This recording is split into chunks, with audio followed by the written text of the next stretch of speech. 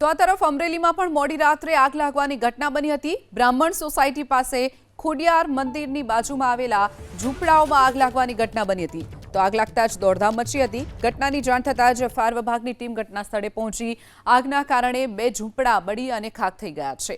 આગ વધુ પ્રસરે તે પહેલા જ ફાયરની ટીમે પાણીનો મારો ચલાવી આગ ઉપર કાબુ મેળવી લીધો હતો। તો વધુ એક આગ લાગવાની ઘટના ગત મોડી રાત્રે અમરેલીમાં પણ બની હતી। બ્રાહ્મણ સોસાયટી પાસે જે ખોડિયાર મંદિર આવેલું છે તેની બાજુમાં ઝૂંપડા આવેલા છે। ઝૂંપડાઓમાં આગ લાગતા 2 ઝૂંપડા બળીને ખાખ થઈ ગયા હતા।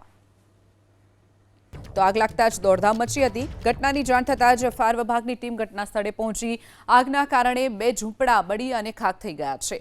આગ વધુ પ્રસરે તે પહેલા જ ફાયરની ટીમે પાણીનો મારો ચલાવી આગ ઉપર કાબુ મેળવી લીધો હતો। તો વધુ એક આગ લાગવાની ઘટના ગત મોડી રાત્રે અમરેલીમાં પણ બની હતી। બ્રાહ્મણ સોસાયટી પાસે જે ખોડિયાર મંદિર આવેલું છે તેની બાજુમાં ઝૂંપડા આવેલા છે। ઝૂંપડાઓમાં આગ લાગતા 2 ઝૂંપડા બળીને ખાખ થઈ ગયા હતા।